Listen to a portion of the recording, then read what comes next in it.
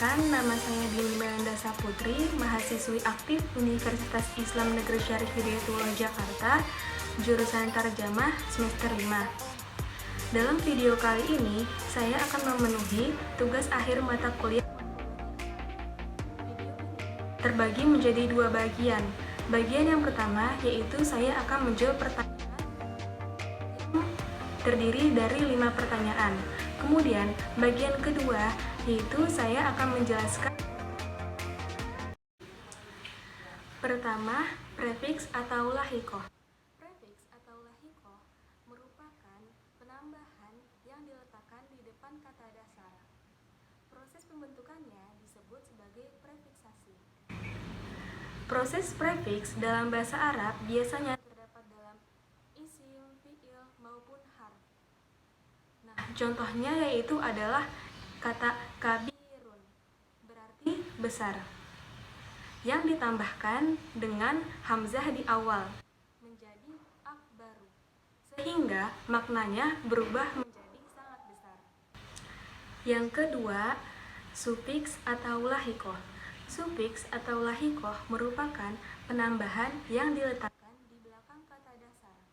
Sufiks berlaku pada kata benda atau isim yang diikuti dengan ya bertasydid atau biasa disebut dengan ya nisbat, berfungsi untuk menunjukkan hubungan kebendaan atau suku, bangsa, negara.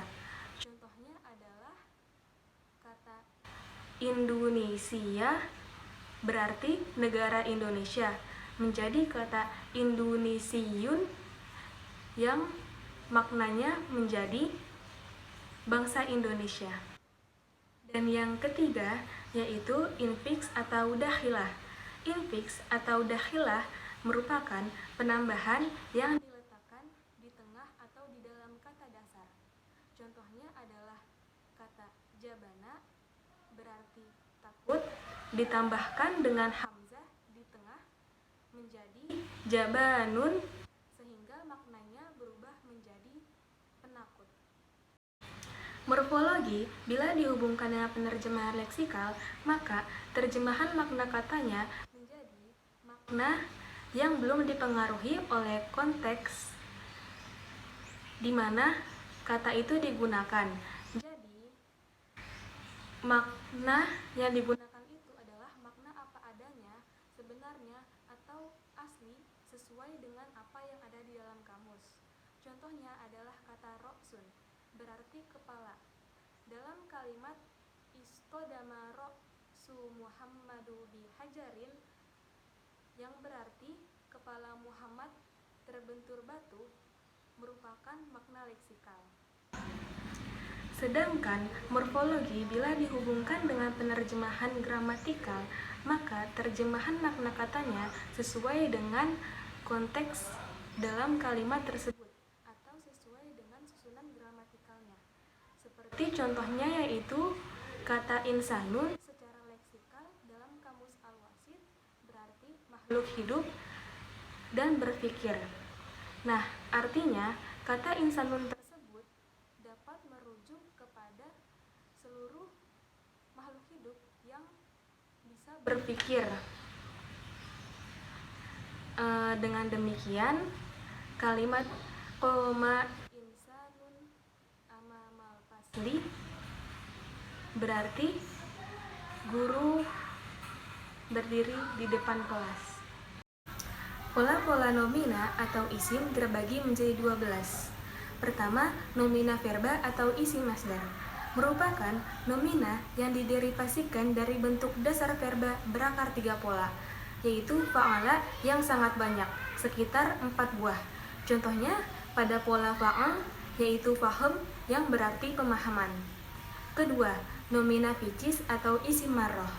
Merupakan nomina yang menyatakan perbuatan yang dilakukan satu kali. Contohnya pada pola fa'al yaitu syurbah yang berarti sekali minum.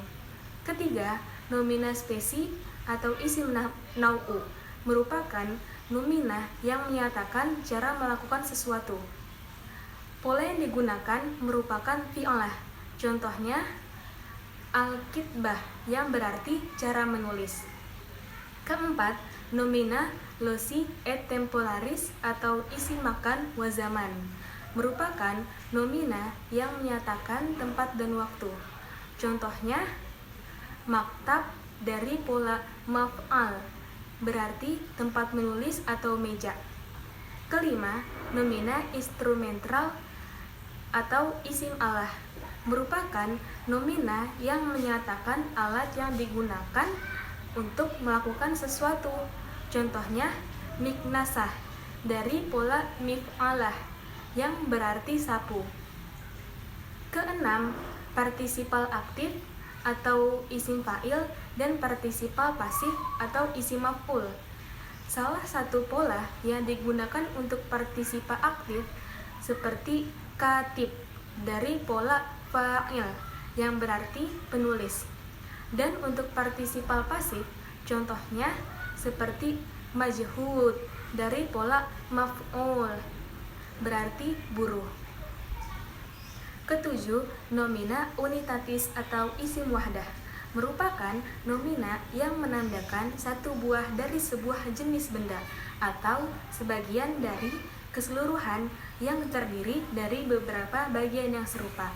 Contohnya, bakoroh berarti seekor sapi, baik seekor sapi itu maskulin maupun feminin.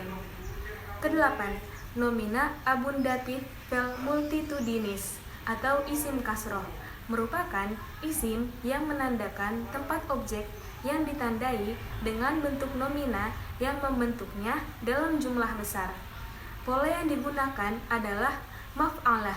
Contohnya, mihyah berarti tempat yang penuh dengan ular, dari kata hayyah yaitu ular. 9. Nomina fasis atau isim wi'ah adalah nomina yang menyatakan sebuah wahdah yang berisi sesuatu. Contohnya yaitu mihlab yang berarti ember susu, dari kata halab berarti susu. Ke-10, nomina atau adjektiva relatif yang biasa disebut dengan isim mansub, merupakan nomina yang dibentuk dengan menambahkan sufiks ya pada kata yang diderivasikan dan menyatakan bahwa seseorang atau sesuatu termasuk atau dihubungkan dengannya itu, baik berkenaan dengan asal-usul, keluarga, kelahiran, dan lain sebagainya. Contohnya yaitu Arabi, yang berarti orang Arab.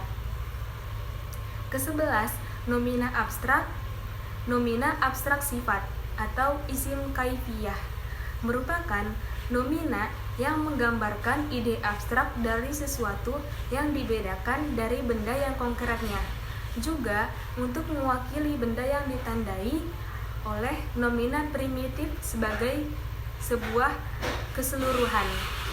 Contohnya yaitu ilahiyah yang berarti ketuhanan, berasal dari kata ilah yaitu Tuhan. Ke-12, nomina diminutif atau isim tasghir. Pada nomina yang berakar 3 pola yang digunakan seperti jubail berarti bukit, dari kata jabal yang berarti gunung. Infleksi atau tasrif lugawi merupakan tasrif untuk bentuk kata yang sama tetapi ditinjau dari isim domirnya, itu untuk fi'il, atau ditinjau dari jenisnya, apakah muzakkar atau muannas, atau jumlah atau mufrad, atau tasniyah atau jamak. Tasrif lugawi untuk fi'il tinjauannya adalah isim domir. Karena isim domir ada 14, maka tasrif fi'il madi juga ada 14. Begitupun tasrif mudhari juga ada 14. Akan tetapi tasrif fi'il amr dan fi'il nahi hanya ada 6. Karena kata perintah itu pasti ditujukan untuk kata ganti orang kedua. Dan kata ganti orang kedua hanya ada 6, yaitu anta, antuma, antum, anti, antuma, antunna. Maka bentuk fi'il amr dan bentuk fi'il nahi juga hanya ada 6. Contoh dari tasrif lugawi yaitu kataba, katabu, katabat, katabata, katabna, katabtuma, katabti, katabtuma, katabtunna, katabtu, katabna. Kemudian, derivasi atau tasrif istilahi merupakan perubahan kata dari sigot ke sigot lainnya untuk mendapatkan makna tertentu. Tasrif istilahi ada 12 macam. Di antaranya, pertama, fi'il madi. Fi'il madi merupakan kalimat yang menunjukkan zaman madi atau yang telah lampau. Contohnya itu adalah fataha, berarti telah membuka. Kedua, fi'il mudhari merupakan kalimat yang menunjukkan zaman hal atau saat ini atau yang akan datang. Contohnya yaitu yaftahu, berarti sedang membuka. Ketiga, masdar ghairu mim merupakan kalimat isim yang terletak pada urutan ketiga dalam tasrifan fi'il yang tidak diawali dengan huruf mim dan bermakna kejadian. Contohnya dorbun. Keempat, masdar mim atau isim masdar merupakan isim mu'rab yang diawali dengan huruf mim dan bermakna kejadian. Contohnya maqamun yang berasal dari fi'il madi koma. Kelima, isim domir merupakan isim yang tidak dapat dijadikan awalan dan tidak dapat terletak setelah illa kecuali apabila terpaksa, yaitu bila jatuh setelah illa maka dikategorikan jarang. Contohnya uhibbun nasu ilaka. Keenam, isim fa'il merupakan isim yang dibaca rofa dan disebut setelah fi'ilnya. Isim fa'il ada dua, yaitu fa'il isim domir seperti ja'a zaidun dan fa'il isim domir seperti ja'a yang menandakan domir huwa. Isim fa'il ini menunjukkan pada makna kejadian dan orang yang melakukannya sekaligus, di mana disebut dengan subjek yang mengerjakannya. Ketujuh, isim isyarah. Isim isyarah merupakan isim yang dipakai sebagai makna isyarat. Contohnya haza zaidun. Kedelapan, isim maf'ul merupakan isim yang dibaca nasab dan disebut setelah fa'il. Isim maf'ul juga ada dua, sama seperti isim fa'il. Contohnya dorobtu zaidan atau dorobtuhu. Isim maf'ul ini menunjukkan pada makna kejadian dan orang atau sesuatu yang menjadi objek kejadian tersebut. Kesembilan, fi'il amr. Fi'il amr merupakan fi'il yang menunjukkan makna perintah yang eksis pada zamannya yang akan datang, di mana harokat ain fi'ilnya sama dengan harokat ain fi'il mudhari'nya. Contohnya yansuru. Yansuru itu kan merupakan fi'il mudhari. Jika fi'il amr maka menjadi unsur. Kesepuluh, fi'il nahi. Fi'il nahi merupakan fi'il yang menunjukkan makna larangan, di mana harokat ain fi'ilnya sama dengan harokat ain fi'il mudhari'nya.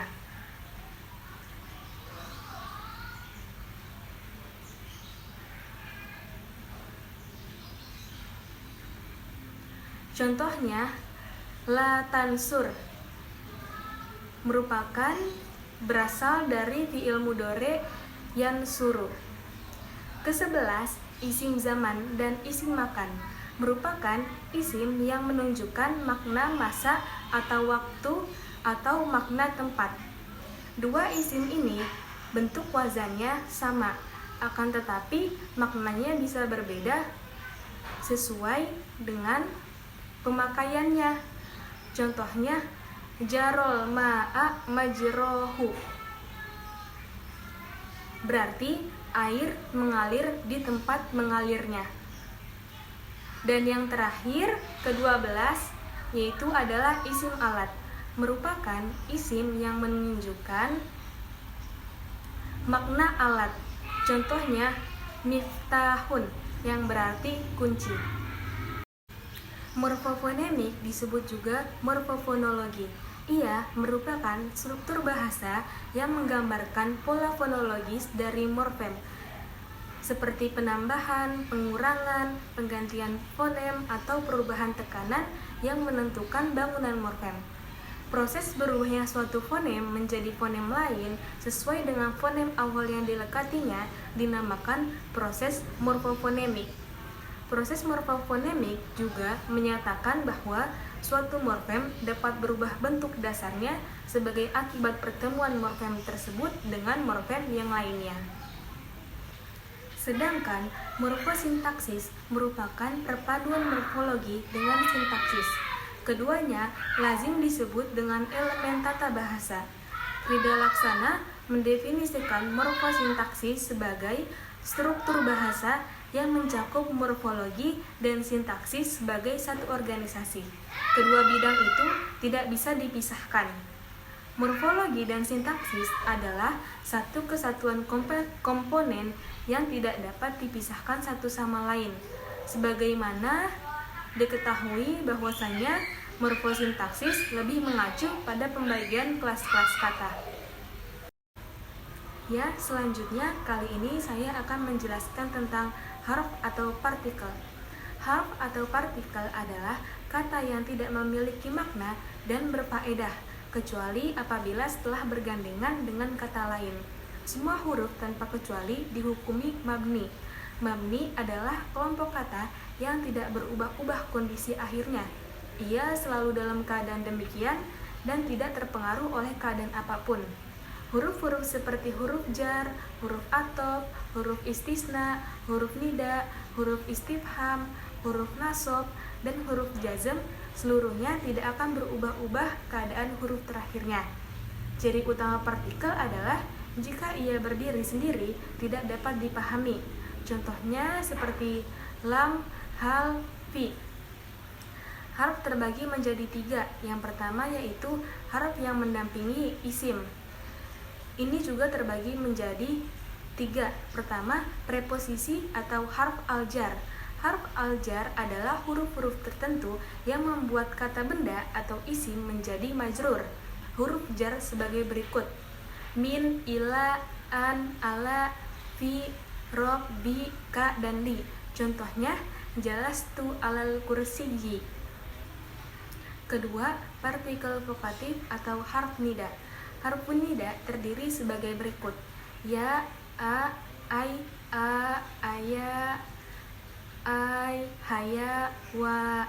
Nida terbagi menjadi 2 bagian, yaitu nida yang digunakan untuk memanggil objek yang jauh. Jauh dimaksud di sini bukan saja jarak yang bersifat fisik antara yang memanggil dan yang dipanggil, tetapi juga jarak yang bersifat non-fisik.